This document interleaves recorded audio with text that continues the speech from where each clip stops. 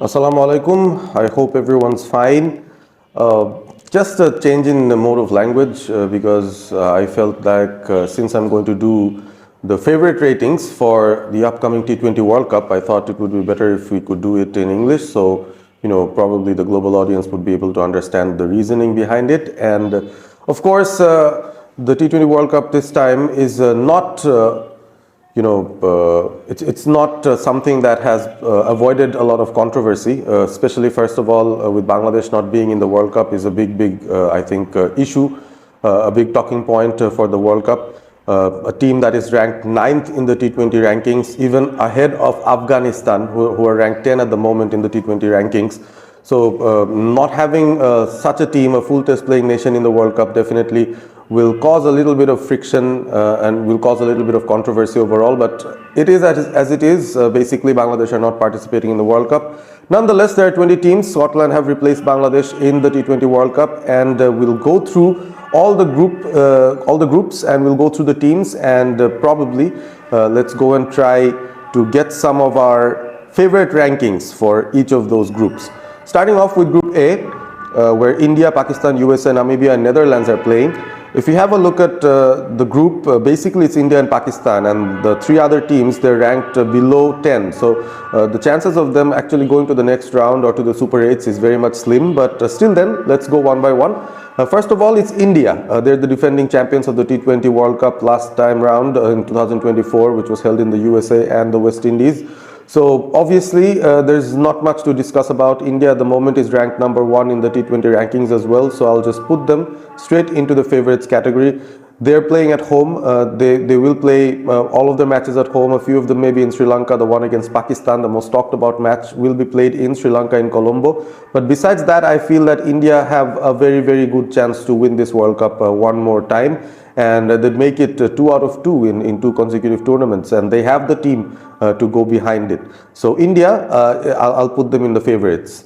And now going to Pakistan, I think they have a very different kind of motivation going into this World Cup this time around. There are still news regarding whether Pakistan would participate in the World Cup, but I think that confusion will be taken care of on Friday or on Monday. The Pakistan government will be actually announcing whether Pakistan is going to the World Cup or not. And since all of their matches will be played in Pakistan or in Sri Lanka, to be fair, that's where I feel that Pakistan do have an advantage of maybe moving into the Super 8s for the first stage, and then maybe from there on to kickstart their tournament. And for them, I'd actually put them in the dark horse category, because you never know which Pakistan you'll get in a particular World Cup, and this time they have a different kind of motivation, and we've seen dark horses win the tournament previously as well. If you can recall, Pakistan were the champions of the T20 World Cup when it happened the second time round in 2009. So they have a team. Although they have some issues regarding their lineup, their captain himself, I'm not really sure if he's a T20 caliber player, but in the end I think Pakistan will be there to entertain, and Pakistan are the dark horses in this time's tournament. And USA, Namibia, Netherlands, I think I don't have to explain a lot about them. We could just straight away put them into the no chance category. I don't think any of these teams are capable of winning the T20 World Cup, so I'll just put them all together bunched into the no chance category. Moving on to Group B, we have Australia, Sri Lanka, Zimbabwe, Ireland, and Oman. Australia, I think they're always favorites going into an ICC event, and this time round it's happening in the subcontinent. They're having enough preparation in the subcontinent. They're playing Pakistan now as we speak in a T20 series, just as preparations for the World Cup. They'll have a couple of warm-up matches. They'll have a lot of their matches in the group stage in Sri Lanka.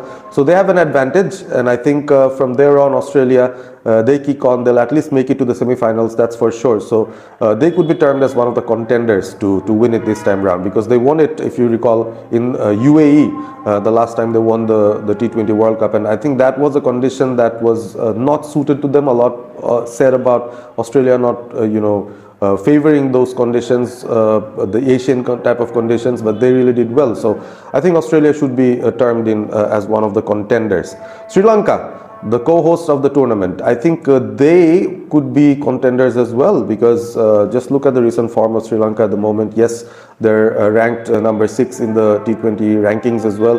They've recently done very well, especially at home. And you all remember, what they did in the 1996 ODI World Cup. They won it, and then even they won a T20 World Cup in 2012, which happened in Bangladesh, and Lasith Malinga was there. In fact, in 2014, that's when Sri Lanka won the T20 World Cup the last time. But I think this time they'll take an advantage of their matches at home, and then moving forward using the subcontinent conditions. They have really good players in their side, especially if you consider the T20 format. They've got mystery in their bowling, they've got some firepower in their batting as well. So there is a chance for them to actually even win this. So I'll put them in as contenders for winning this tournament. Zimbabwe, they'll be, I think, no chance category. I'll put Ireland in the same category as well, no chance, and Oman as well.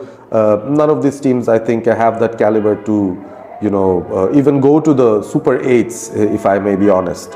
In Group C, we have England, West Indies, Italy, Scotland and Nepal. This is where Bangladesh was supposed to be in. This was supposed to be one of the group of deaths, but unfortunately Scotland replacing Bangladesh means that this group becomes weakened in a lot of ways.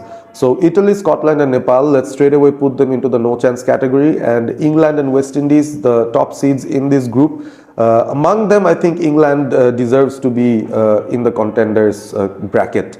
They have a very, very young team. And there are some weaknesses in their bowling, I guess. That's where they might struggle in subcontinent conditions, but they've got the firepower with the bat. And if you consider the number of English players that play in the IPL on a regular basis, they won't feel that the conditions are very alien to them.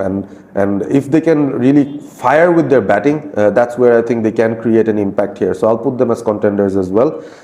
Moving on to Group D, where we have South Africa, New Zealand, Afghanistan, UAE and Canada. I think this is the group which is the most interesting one, because we've got at least 3 teams who will be fighting for the top 2 spots in the group. And Afghanistan, if you can recall, they were runners-up. In fact, they went to the semi-finals of the T20 World Cup last time round. They really surprised a lot of teams, especially that match against Australia, if you can recall. It was very, very good.